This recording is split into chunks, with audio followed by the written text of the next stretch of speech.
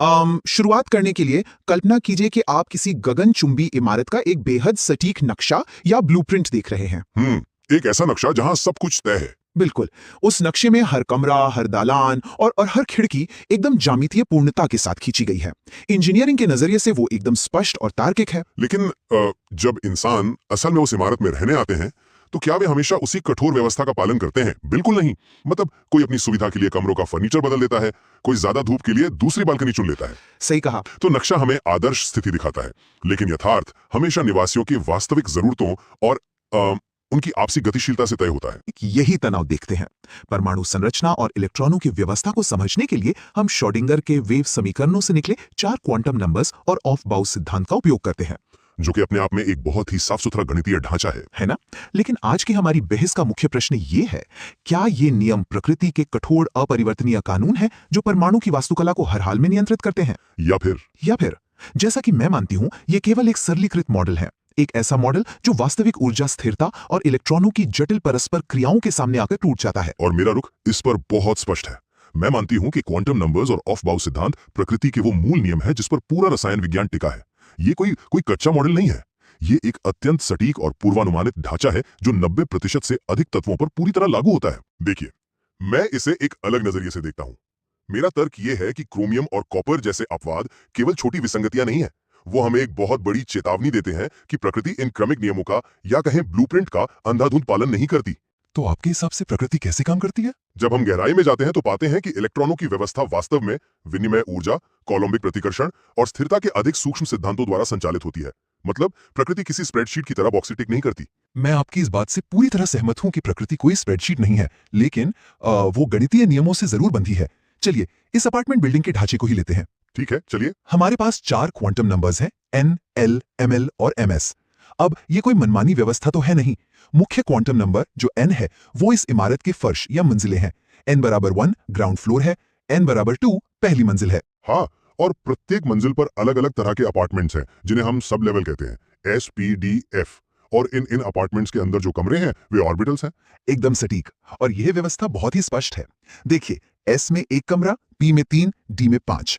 फिर आता है हमारा स्पिन क्वांटम नंबर ms। यह नियम लागू करता है कि हर कमरे में अधिकतम 2 रूममेट्स ही रह सकते हैं। और पाउली के अपवर्जन सिद्धांत के तहत उन्हें एक दूसरे के विपरीत स्पिन के साथ रहना होगा ताकि कोई विवाद ना हो। बिल्कुल।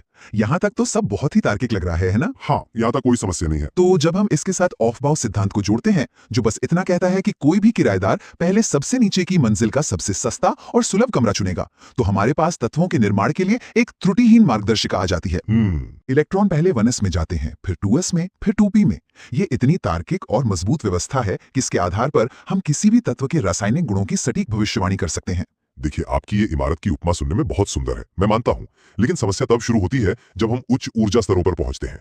ये मॉडल बुनियादी समझ के लिए ठीक है, लेकिन जैसे जैसे परमाणु बड़े होते हैं, ऊर्जा स्तर इतने करीब आ जाते हैं कि आपके ये स्पष्ट नियम आपस में उलझ जाते हैं। अच्छा, आप n बराबर 4 और n बराबर 3 के स्तरों के अतिव्यापन मतलब ओवरलैप की बात कर रहे हैं? बिल्कुल। यदि नियम इतने ही तार्किक हैं, तो आपकी इस इमारत में किराएदार तीसरी मंजिल के खाली 3D कमरों को छोड़कर चौथी मंजिल के 4S कमरे में पहले क्यों जा रहे हैं? यह एक मेरा मतलब है, ऑफ बाउ सिद्धांत तो यही कहता है ना कि कम ऊर्जा वाले स्तर पहले भरेंगे, लेकिन 4S की ऊर्जा 3D से कम कैसे हो गई, जबकि वो एक उच्च मुख्य क्वांटम नंबर है? ये एक बेहतरीन सवाल है, लेकिन देखिए, ये ढांचे की विफलता नहीं है, ये क्वांटम यांत्रिकी की गहराई है। इसे समझने के लिए हमें पेनिट्रेशन इफेक्ट को देखना होगा। s ऑर्बिटल का आकार जो कि गोलाकार होता है। हाँ, गोलाकार होता है, तो इसकी वजह से s ऑर्बिटल के इलेक्ट्रॉनों में नाभिक के बेहद करीब पाए जाने की एक छोटी सी प्रायिकता होती है। मतलब वे नाभिक के पास भेद कर अंदर तक जा सकते हैं। इस निकटता के कारण 4s ऑर्बिटल की कुल ऊर्जा 3D की तुलना में थोड़ी कम हो जाती है, इसीलिए वह पहले भरता है, और ये पूरी तरह से गणितीय रूप से सिद्ध है। देखिए, मैं पेनिट्रेशन इफेक्ट को नकार नहीं रहा हूं, मैं बस ये कह रहा हूं कि यहां से नियमों का यह तथाकथित कठोर ढांचा दरकना शुरू हो जाता है। 4s और 3D ऑर्बिटल्स की ऊर्जा लगभग समान होती है।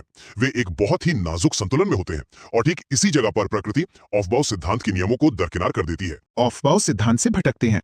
यदि आपके पास एक ऐसा नियम है जो 95% से अधिक समय पूरी तरह काम करता है, तो आप उन 2 तत्वों को अपवाद मानेंगे, न कि पूरे नियम को गलत ठहराएंगे। लेकिन विज्ञान में अपवाद जैसी कोई चीज नहीं होती। जब कोई अवलोकन सिद्धांत से मेल नहीं खाता, तो वो इस बात का सीधा संकेत होता है कि हमारा सिद्धांत अधूरा है। क्रोमियम और कॉपर केवल विसंगतियां नहीं है, वे असली चालक बल का पर्दाफाश करते हैं। तो आपके अनुसार वो असली चालक बल क्या है? स्थिरता यानी स्टेबिलिटी और विनिमय ऊर्जा। चलिए क्रोमियम को ही लेते हैं, जिसकी परमाणु संख्या 24 है। आपके ऑफबाउ नियम के अनुसार इसका कॉन्फ़िगरेशन 4s2 3d4 होना चाहिए, लेकिन वास्तविकता में ये 4s2 3d5 होता है। हाँ, एक इलेक्ट्रॉन 4s से 3d में स्थानांतरित हो जाता है, यह हम सब जानते हैं। लेकिन हमें यह पूछना चाहिए कि ऐसा क्यों होता है। ये केवल एक कक्ष से दूसरे कक्ष में जाना भर नहीं है। जब 3d ऑर्बिटल में 5 अयुग्मित या अनपेयर्ड इलेक्ट्रॉन होते हैं तो वो एक डीजेनरेट अवस्था में होते हैं, यानी उन सभी की ऊर्जा बिल्कुल समान होती है। ठीक है। और क्वांटम यांत्रिकी के अनुसार समान स्पिन और समान ऊर्जा वाले ये इलेक्ट्रॉन एक दूसरे के साथ अपनी स्थिति बदल सकते हैं या विनिमय कर सकते हैं। एक मिनट, मैं यहाँ श्रोताओं की स्पष्टता के लिए बस ये जोड़ना चाहूंगी, यह भौतिक रूप से अपनी जगह बदलना नहीं है, बल्कि क्वांटम अवस्थाओं का एक तरह का प्रतिध्वनित या रेजोनेट होना है ना? एकदम सही। चूंकि ये इलेक्ट्रॉन मूल रूप से एक जैसे हैं, वे इन 5 कमरों में एक साथ कई अवस्थाओं में रह सकते हैं। 5 इलेक्ट्रॉनों के साथ ऐसे 10 विनिमय संभव होते हैं। और यहाँ सबसे महत्वपूर्ण बात आती है, हर बार जब ये क्वांटम विनिमय होता है तो सिस्टम की ऊर्जा कम होती है। एक्सचेंज एनर्जी सिस्टम को भारी स्थिरता प्रदान करती है। ऊष्म प्रवैगिकी का सरल नियम है, जितनी कम ऊर्जा उतनी अधिक स्थिरता। क्रोमियम आपके नियमों को नहीं तोड़ रहा है, वो बस ब्रह्मांड के अधिक गहरे नियम का पालन कर रहा है।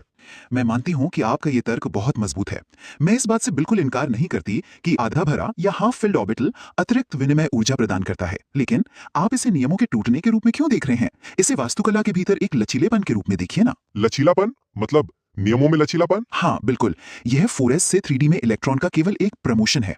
यह कोई अराजकता नहीं है, यह उसी क्वांटम नंबर के ढांचे के भीतर हो रहा है जो हमने पहले स्थापित किया है। इलेक्ट्रॉन अभी भी s और d ऑर्बिटल्स में है, उनका आकार अभी भी l बराबर 0 और l बराबर 2 द्वारा निर्धारित है। लेकिन और सुनिए, उनका स्पिन अभी भी पाउली के अपवर्जन सिद्धांत का पालन कर रहा है। यह ऐसा है जैसे उसी अपार्टमेंट बिल्डिंग में एक किराएदार ने यह देखा कि बगल का कमरा खाली है और वहां जाने से पूरी बिल्डिंग का संतुलन बेहतर हो जाएगा, तो वो वहां शिफ्ट हो गया। यह इमारत की नींव को गलत साबित नहीं करता। ये ऊर्जावान बदलाव इमारत की सजावट है, वास्तुकला नहीं। देखिए, मैं इस बात को मानता हूं कि क्वांटम नंबर हमें कक्षों का आकार और सीमाएं देते हैं, लेकिन वास्तुकला तभी तक मायने रखती है जब तक वो व्यवहार की सटीक भविष्यवाणी कर सके। अगर मुझे यही नहीं पता कि किराएदार किस कमरे में सो रहा है, तो उस नक्शे का, उस ब्लूप्रिंट का क्या फायदा? वो नक्शा 95% बार सही भविष्यवाणी करता है। लेकिन जब हम इस संरचनात्मक ढांचे की सबसे बड़ी कमजोरी पर आते हैं, हाँ, यानी ट्रांजिशन मेटल्स के आयोनीकरण पर, तो ये पूरी तरह विफल हो जाता है। अगर आपका ब्लूप्रिंट इतना ही अचूक है, तो चलिए एक किराएदार को बिल्डिंग से बाहर निकालते हैं, फिर देखते हैं क्या होता है। ठीक है, आइए आयनीकरण की प्रक्रिया पर बात करते हैं।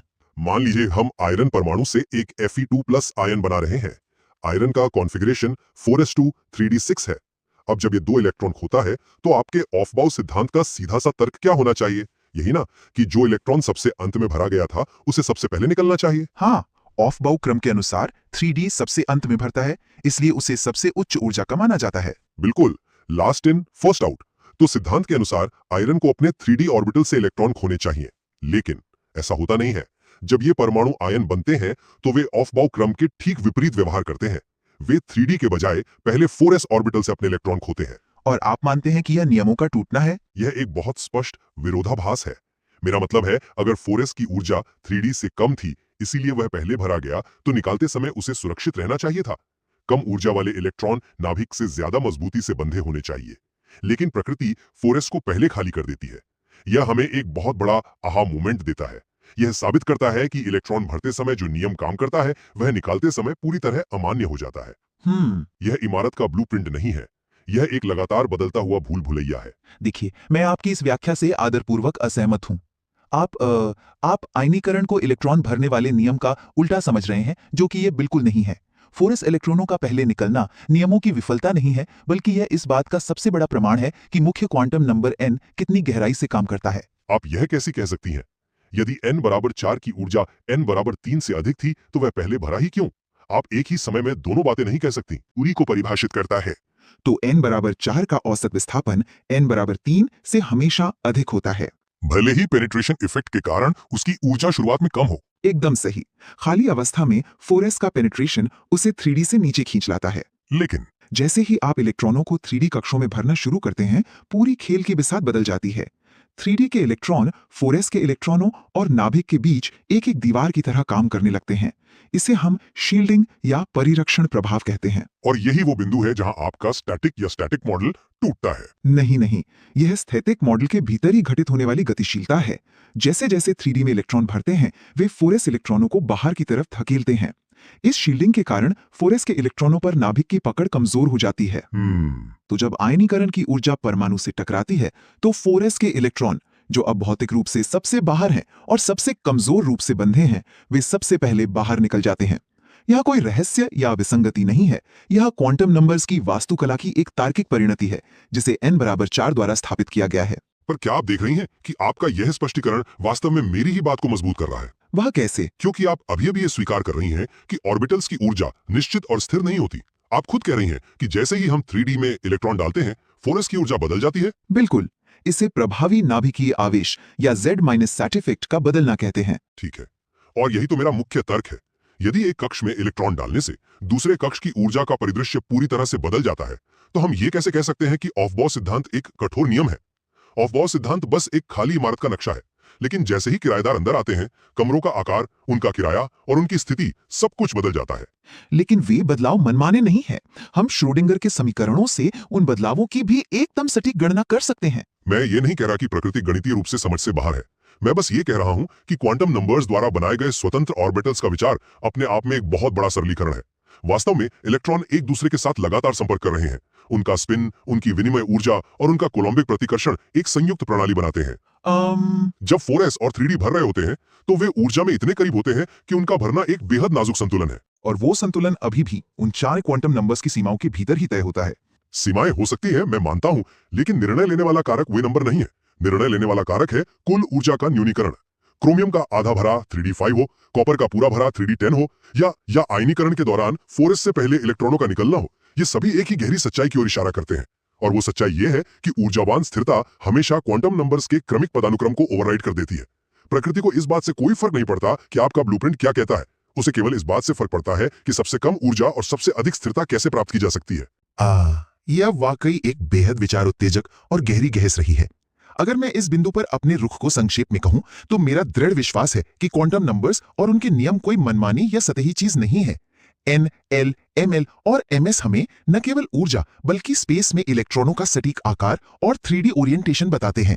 यह वो गणितीय और तार्किक आधार है जिस पर आवर्त सारणी और हमारा पूरा रसायन विज्ञान टिका है। हाँ, मैं मानती हूं कि इलेक्ट्रॉनों की आपसी अंतःक्रियाएं ऊर्जा स्तरों में बदलाव लाती हैं। प्रभावी नाभिकीय आवेश और विनिमय ऊर्जा महत्वपूर्ण है, लेकिन क्रोमियम और कॉपर में होने वाले सूक्ष्म ऊर्जामान बदलाव या आयनीकरण की प्रक्रियाएं इस विशाल इमारत की केवल सजावट हैं, उसकी नींव नहीं। क्वांटम वास्तुकला हर स्थिति में कायम रहती है। और मैं अपने निष्कर्ष के तौर पर यही कहूंगा कि यद्यपि यह संरचनात्मक ढांचा शुरुआती समझ के लिए बहुत महत्वपूर्ण और उपयोगी है, लेकिन हमें इसे एक पूर्ण सत्य मानने की भूल नहीं करनी चाहिए। क्रोमियम, कॉपर और आयनीकरण की प्रक्रियाएं कोई छोटे मोटे अपवाद नहीं है। वे हमें चेतावनी देते हैं कि प्रकृति किसी भी कठोर गणितीय मॉडल की गुलाम नहीं है। सही है। जब हम इन तथाकथित अपवादों को नजरअंदाज करते हैं या उन्हें केवल विसंगति कहकर टाल देते हैं, तो हम उस वास्तविक गतिशीलता को खो देते हैं जो परमाणु को संचालित करती है। कक्षों का आकार महत्वपूर्ण हो सकता है, लेकिन स्थिरता, विनिमय ऊर्जा, शील्डिंग और इलेक्ट्रॉनों के बीच का जटिल खिंचाव ही वो असली शक्ति है जो अंततः ये तय करती है कि कोई परमाणु असल दुनिया में कैसे व्यवहार करेगा। मुझे लगता है कि हम दोनों इस बात पर तो पूरी तरह सहमत हो सकते हैं कि इन अलग अलग दृष्टिकोणों को समझे बिना कोई भी अध्ययन अधूरा है। नियमों की गणितीय सुंदरता और अपवादों की ऊर्जावान गहराई, इन दोनों पर एक साथ विचार करने से ही क्वांटम यांत्रिकी की पूरी तस्वीर उभरकर सामने आती है। बिल्कुल, यदि आप ब्लूप्रिंट के नियमों को नहीं समझेंगे तो आप कभी ये नहीं समझ पाएंगे कि अपवादों में प्रकृति क्या अद्भुत काम कर रही है। और यदि आप केवल अपवादों को नजरअंदाज कर देंगे तो आप कभी वास्तविकता को नहीं जान पाएंगे। एकदम सही कहा। तो हमारे श्रोताओं के लिए अब यह तय करने का समय है कि वो परमाणु को किस रूप में देखते हैं। क्या ये क्वांटम नंबर्स द्वारा बनाए गए नियमों की एक अचूक और तार्किक गगनचुंबी इमारत है, या ये ऊर्जा, स्थिरता, विनिमय और प्रतिकर्षण के लिए अपनी जगह बनाने वाले इलेक्ट्रॉनों का एक जीवंत और गतिशील खेल है? स्रोत सामग्री में ऐसे कई और रहस्य और सूक्ष्म विवरण छिपे हैं जो आपके अन्वेषण की प्रतीक्षा कर रहे हैं। बिल्कुल। जब भी आप किसी सिद्धांत को देखें तो उस ब्लूप्रिंट को ध्यान से परखें, क्योंकि लकीरों के बीच और अपवादों की परतों में हमेशा कुछ ऐसा होता है जो पहली नजर में दिखाई नहीं देता। हमारे साथ जुड़ने और इस बौद्धिक चर्चा का हिस्सा बनने के लिए बहुत बहुत धन्यवाद। विचार करते रहिए,